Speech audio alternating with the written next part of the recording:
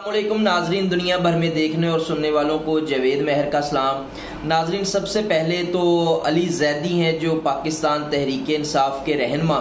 ان کو گرفتار کر لیا گیا ہے اور ان کی گرفتاری کی سی سی ٹی وی جو فوٹیج ہے وہ بھی اب سامنے آ چکی ہے، اور جس طرح سے اور جس تذلیل کے ساتھ ان کو پولیس لے کر کے جا رہی ہے وہ میں سمجھتا ہوں کہ انسانی حقوق کے حوالے سے مکمل طور پہ جو پامالی ہے پاکستان میں اور اس کا ایک سلسلہ جاری ہے، یہ بھی اسی کی کڑی ہے۔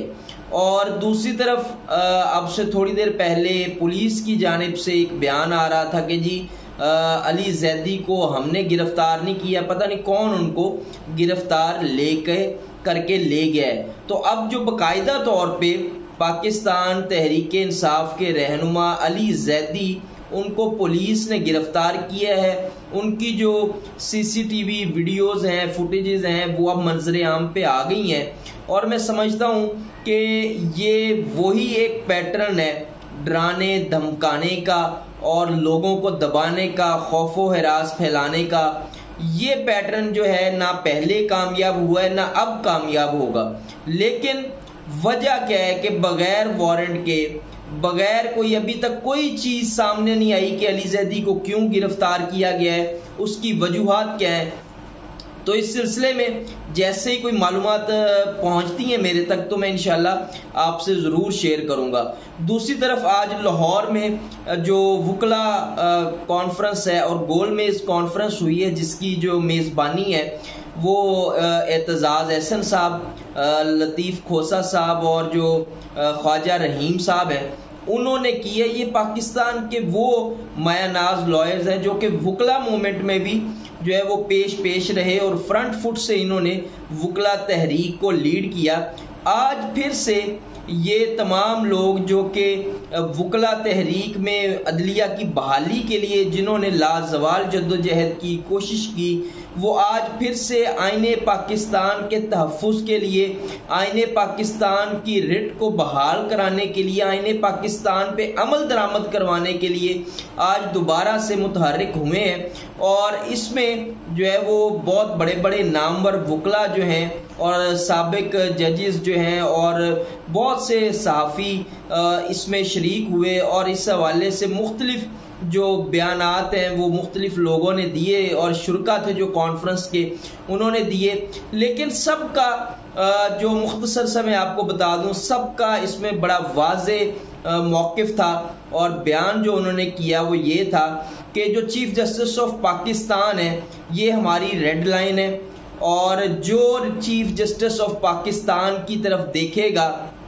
اس کو پہلے ہمارے اوپر سے گزرنا پڑے گا، وکلا کے اوپر سے گزرنا پڑے گا۔ تو یہ جتنی بھی صورتحال ہے، اس سے اب پی ڈی ایم کی جو گورنمنٹ ہے یہ بڑی پریشان ہے۔ یہ میں سمجھتا ہوں کہ اس کی مشکلات میں مزید اضافہ ہوتا جا رہا ہے، کیونکہ جس طرح سے انہوں نے چڑھائی کی ہوئی ہے عدلیہ پہ، کیونکہ من مانے فیصلے، من مانے بینچز یہ پی ڈی ایم کو میسر نہیں ہے، کیونکہ یہ ہمیشہ سے ان کی تاریخ دیکھیں آپ، یہ میچ فکس کر کے کھیلنے کے قائل ہیں۔ لیکن اب جب حالات اس طرف چل نکلے ہیں کہ معاملہ آئین پاکستان کا ہے، معاملہ 90 روز میں انتخابات کا ہے، اور بنیادی طور پہ انتخابات جو ہیں وہ کسی بھی جمہوریت کا سب سے میں سمجھتا ہوں کہ بڑا حسن ہے، اور اس کے بغیر جمہوریت تو پھر ہے ہی نہیں۔ جمہوریت کا تو مطلب ہی یہ ہے کہ عوام اپنے الیکٹڈ نمائندوں کو منتخب کرے، اور وہ ایوان میں آ کے جو ترجمانی ہے، جن لوگوں نے ان کو ووٹ دیے ہیں وہ لوگوں کی ترجمانی کریں۔ لیکن کیونکہ جو پی ڈی ایم کی گورنمنٹ ہے یہ جب سے آئی ہے، جس طرح سے ملک کا بیڑا غرق ہوا ہے، جس طرح سے حالات خراب ہوئے ہیں، کوئی چیز ان کے کنٹرول میں نہیں ہے۔ ایڈمنسٹریشن سو کالڈ ان کی جو شہباز شریف صاحب دعوے کرتے تھے کہ جی میں کوئی بہت بڑا ایڈمنسٹریٹر ہوں، وہ بھی دعویٰ اب جو ہے وہ ان کا درے کا درا رہ گیا ہے۔ جو گورننس ہے اس کا آپ حال دیکھ لیں۔ تو مطلب کہ اوورآل یہ گورنمنٹ ایک سال میں جس طرح سے 13 جماعتی اتحاد اور نام نہاد تجربہ کار جو کہ کہتے تھے کہ ہم سے بڑا تجربہ کار کوئی نہیں ہے، ہمارے پاس ٹیم بھی ہے، ہمارے پاس وہ تمام تر پلاننگ ہے جس سے ہم پاکستان کو بحران سے نکال سکتے ہیں، تو اب بحران سے نکالنا تو دور کی بات، پاکستان کو مزید دلدل میں لے کے جا رہے ہیں۔ اور اسی وجہ سے اسی چیز کا ان کو ڈر ہے، خوف ہے کہ جس طرح کی تباہی ہم نے پھیری ہے اور ایک سال میں جو پاکستان کا ہم نے برا حال کیا ہے، کیا پاکستانی قوم ان کے ساتھ کھڑی ہے؟ تو پاکستانی قوم نے تو اسی دن ثابت کر دیا تھا جب عمران خان صاحب کو عدم اعتماد سے نکالا گیا تھا، اور وہ جو کہتے ہیں کہ مجھے سازش کے تحت نکالا گیا،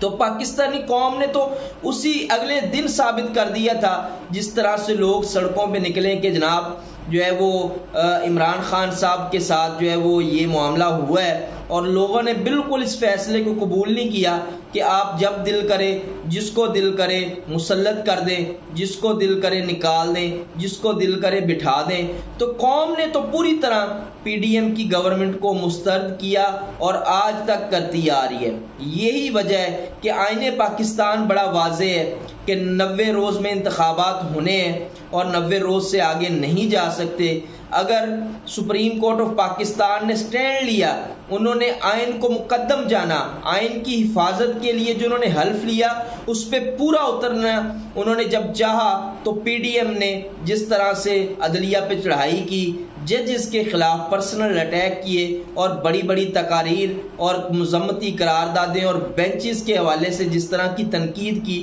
وہ بھی اپنی مثال آپ ہے، کسی سے ڈکی چھپی بات نہیں ہے۔ تو اب وکلا کے